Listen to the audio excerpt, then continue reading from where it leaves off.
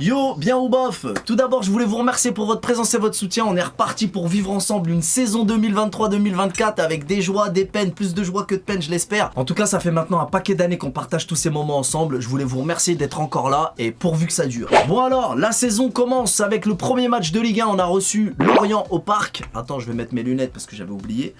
Un match plus compliqué que prévu, bien que la saison passée, Lorient nous a donné beaucoup de fil à retordre. Mais le souci, c'est qu'on s'est ennuyé à mourir. On espérait un petit peu plus pour cette première journée au Parc contre Lorient, qui était une belle équipe, mais ils ont encore mis le bus devant leur cage, comme font toutes les équipes d'ailleurs, on commence à être habitués. Mais là, on s'est ennuyé à mourir. Franchement, j'en pouvais plus. Au début, bon...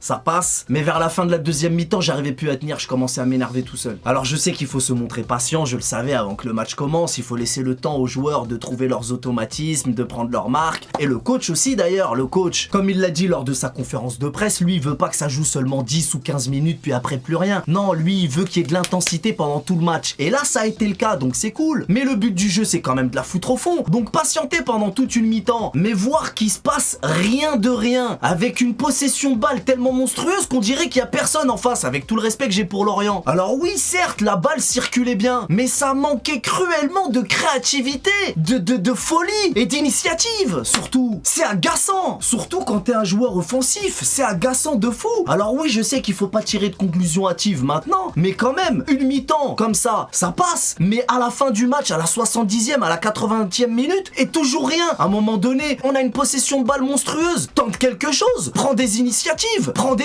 risques. De toute façon, on va récupérer le ballon. Évidemment, vous l'avez deviné, je parle de Hakimi. Moi, j'aime beaucoup ce joueur. À un moment donné, quand t'as le ballon et que tu l'envoies systématiquement en retrait, c'est plus possible. Là, ça manque clairement d'envie. Alors, quand il y a le défenseur qui te fait du pressing, je peux comprendre que quand t'es acculé, tu joues en retrait, ok. Mais il y a des moments, il a clairement des espaces et il veut pas prendre d'initiative. Mais quand ça fait 70 minutes que ça dure, tente quelque chose, une feinte de corps, un passement de jambe, j'en sais rien. Mais tente quelque chose, c'est plus possible. Au pire, la balle sortira en touche, en corner, peut-être même que t'obtiendras un penalty, qui sait. Et puis si tu perds le ballon, c'est pas grave, on va le récupérer dans la foulée. En face, il faisait que dalle. Quel risque il aurait pris? Franchement, ça c'est vraiment, c'est décevant. Moi, je commence à me demander si Hakimi il est pas surcoté, hein. Je vous ai dit, je l'aime beaucoup, mais faut dire les termes à un moment donné, hein.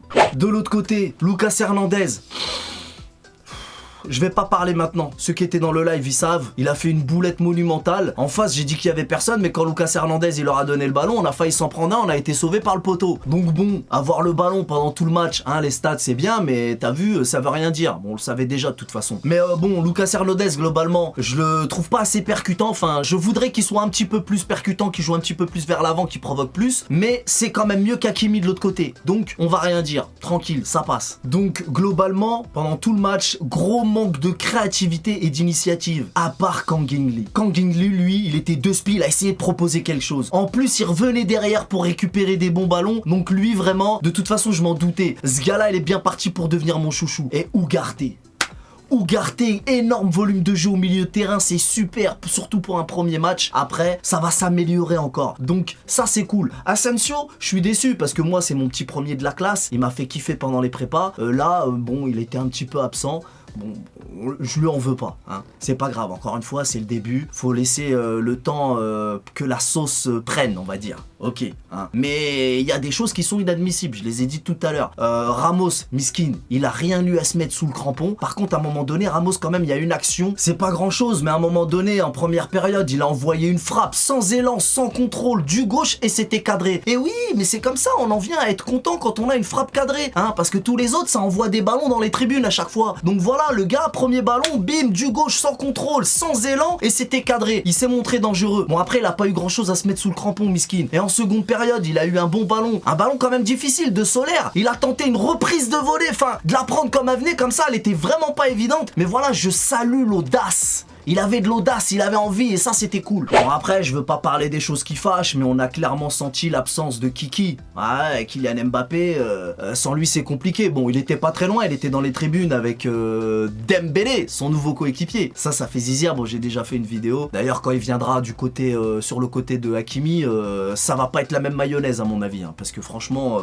Je suis déçu par Hakimi, hein. J'aime beaucoup ce joueur, mais bon bref, je vais pas me répéter. Mais pour revenir rapidement, très rapidement sur l'affaire Mbappé, il y a quand même eu des news, hein. La dernière news, c'est que Kylian Mbappé a renoué le dialogue avec le PSG. Les deux parties ont décidé de mettre de l'eau dans leur vin. Le mercato est apprécié par le numéro 7 parisien et il est fort probable que les choses bougent au niveau de son contrat. Pour le moment, l'apaisement est le maître mot. Donc ça, c'est plutôt une bonne nouvelle, parce que comme vous l'avez vu dans ma dernière vidéo, j'ai pas été tendre avec lui, mais à juste titre. Mais maintenant, s'il reprolonge, on va pas chercher les problèmes, parce qu'il y en a. Quand c'est la merde, il gueule. Et quand le gars, il revient sur sa décision, il continue de gueuler oui mais, il y a pas de oui mais. À un moment donné, s'il comprend et qu'il se calme et que tout s'arrange, eh ben, on oublie et puis on passe à autre chose. On va pas commencer à se prendre la tête pendant 30 ans, de toute façon il est pas là pour longtemps, on le sait qu'il va partir. Bon bref, donc voilà, parce que vous, je vous connais. Même si Mbappé revient à la raison, il y en a certains qui vont quand même continuer de parler, ça c'est pas correct. Ensuite, Mbappé c'est bien, mais un créateur comme Neymar, là, on en avait besoin. Parce que tout le monde dit oui, l'absence de Kiki, elle s'est ressentie, mais l'absence de Ney, tu l'as pas senti non plus. Ah bah moi, je l'ai senti fort. Hein. Ney, avec sa folie, sa manière de provoquer, c'est un créateur, c'est lui qui réalise le bail. Moi, je l'aime beaucoup, vous le savez. Et j'espère qu'il va rester, je pense qu'il va rester. Je peux me tromper après, hein. Mais j'espère qu'il va rester en tout cas. Moi, à un moment, j'ai été saoulé par les médias, je voulais rien écouter. Mais là, cette histoire de virus...